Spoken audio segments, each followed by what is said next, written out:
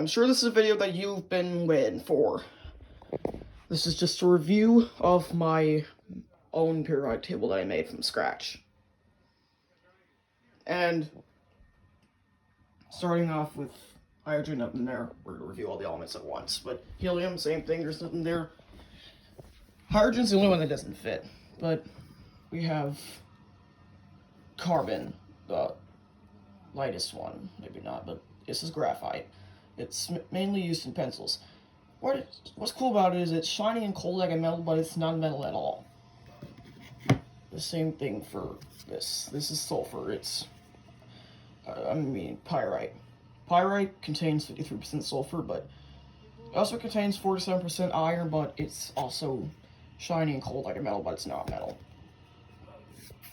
Same thing for this little rock right here. And we got the first metal, aluminum. When this comes in contact with gallium, it can become very brittle and can be broken with just one touch. You can see my hands are a bit dirty because of the carbon. But sodium, this is just salt. Okay. Magnesium, this is literally pure magnesium metal. It's quite reactive, so I gotta seal it in here to protect it from air. And it also burns with a blinding white light, so I wrote do not burn. It can singe your eyeballs and emit toxic vapors, I guess, but we also got titanium. It's really hard. I can't really squeeze it. It's like, you pick it up, it feels really light, but until you think it's soft, but it's very hard. Next we got manganese. This is a Duracell D battery. And there's a chemical called manganese dioxide on the inside of this battery. And that chemical is just a paste. And surrounding it is a battery acid. So I'm not going to open this. Some other batteries contain manganese dioxide. They also contain a carbon rod. And they even contain zinc. Which brings us to this. Zinc. Is another battery. The top of this just stuck to a magnet, so I'm guessing it's probably zinc, but if you remove this shell, you can find the zinc. We also got iron. This is cast iron. It's used in pans. It feels pretty heavy, and it's in the same group as ruthenium, osmium, and hassium, which are also pretty dense metals. And ruthenium weighs like half as dense. It weighs a little bit more than lead, but osmium is the densest stable metal, and hassium is the densest unstable metal. But people haven't proved it yet because hassium has only been produced in very small quantities, like tens of atoms, and its half-life is only 12 minutes. So there you go. We also got nickel. There's bronze on the inner core of the coin and nickel on the outer layer of the coin. But there's also copper. It's flexible enough to bend around wires, so it feels a little bit soft. But we also got gallium. This metal is pretty soft. I have to seal it in a jar because, like I said before, it can damage other metals and possibly form an alloy. Like, take indium and tin, for example. These are in bags. And if you combine gallium with either of those, it will form a liquid alloy. But if you combine it with both metals, it will form something called gallium, which is another liquid at room temperature, and replaces mercury. And it gets its name because gal for gallium, in for indium, and stan for tungstenum, or the Latin name for tin. But gallium is also surprisingly close to a liquid. I put it as liquid because if you hold it for like a minute or so, it will probably melt.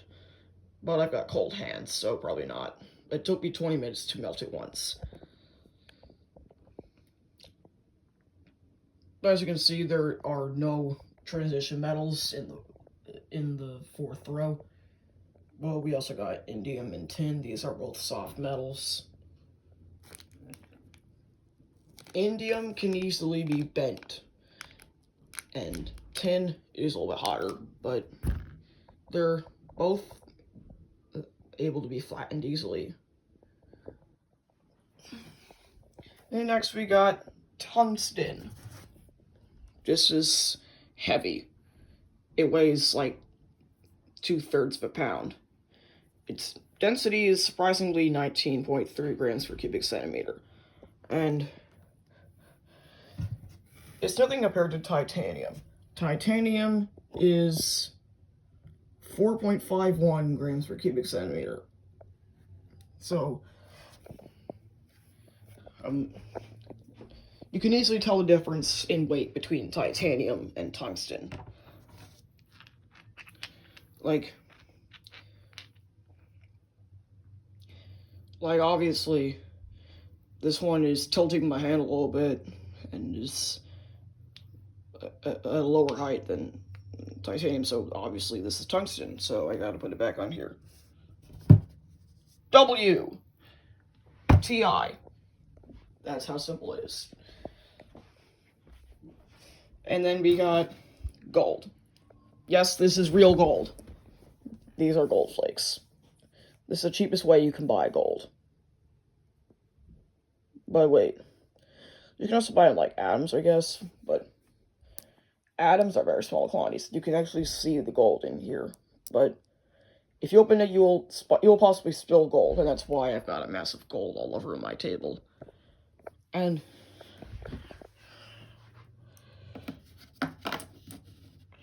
next is lead. I'm not going to open this because obviously it's highly toxic. You can kind of see the lead in there. Yep, you can definitely see it. It's very dark because it can oxidize with air quickly, kind of like thallium, which is next to it. It's another toxic metal, except it's softer and like 100 times more toxic. Because of that, it can potentially kill you in just like a few grams, which is kind of scary. Oh, I forgot to talk about arsenic. Arsenic can also kill you in small quantities, but it's a metalloid, unlike thallium, which is a metal. But antimony, I put it as like, as you can see, I put it as like can be used as a murder weapon, but it really can't kill you. I should have put it on I should have put it on highly toxic. But antimony can explode when it is touched, but it's just another form of it. Antimony is not explosive in its other form, but it's another metalloid. But it was commonly used to make people use the bathroom.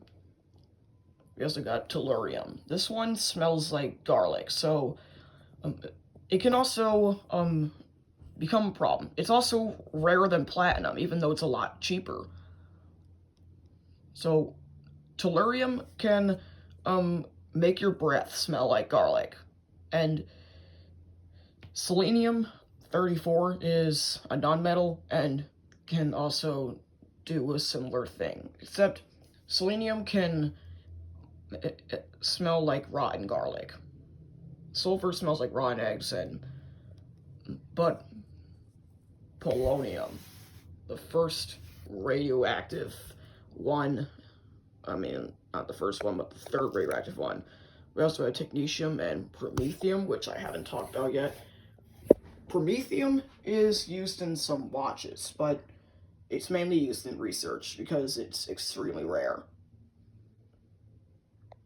But promethium only lasts 17.5 years, so it's much more radioactive than uranium.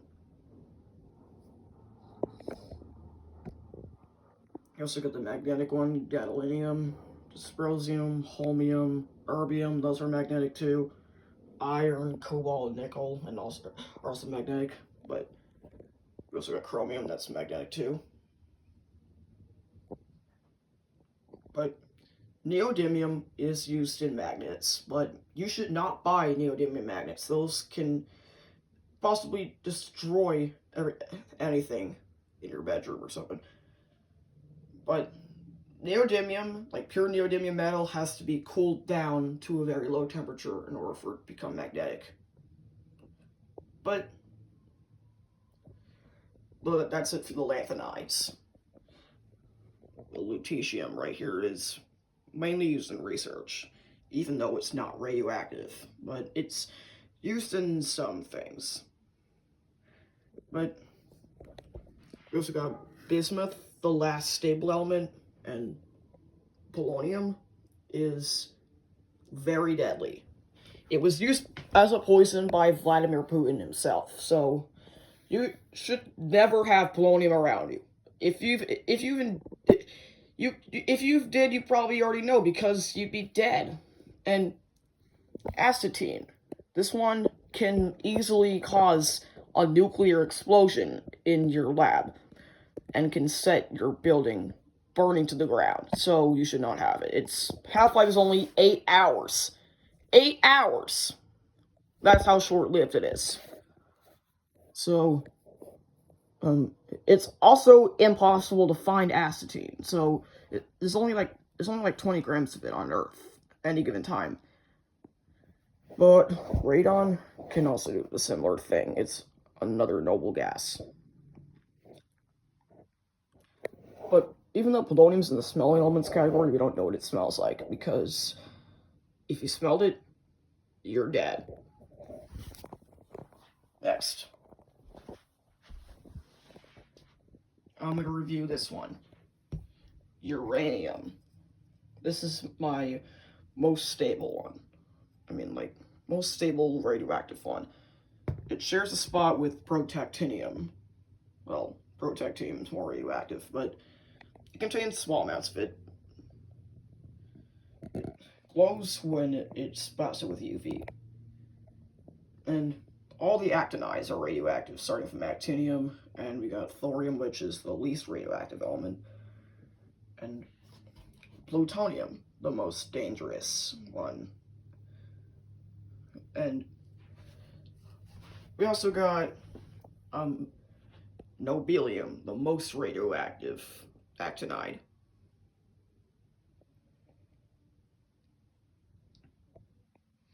And then we move on to these elements here. These are very strange. They barely exist, and they are only used in research purposes. We don't even know a lot about them, but we did make predictions about them. Like seaborgium shares similar properties to tungsten, so I used this fishing weight for it. It's made of tungsten.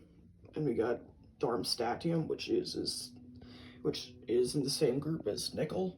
So I'm using this thing made of nickel for it. It's a coin. And rhodium is right below gold. So I'm using gold for it. I emptied out another vial, and I used that vial for cobernicium, which I'm using galvanstone, which is liquid metal, and cobernicium is obviously like a liquid, but it is a gas because it's probably a gas. But finally, livermorium. This one, you may have been surprised about. It's pyrite, but if you actually had like an octillion atoms of livermorium, within a second you'd only have one left, and it just disintegrate and would probably leave a lot of energy in its place. So it'd basically be like a nuclear bomb exploding over and over and over again. And it's a great representation of it because this rock contains sulfur, and sulfur's in the same group. And it's also metallic, so livermorium's also a metal, so I gotta put it there. And that's it. Hope you like my review of my real periodic table, and Here are the elements to avoid contact with if you're willing to collect some.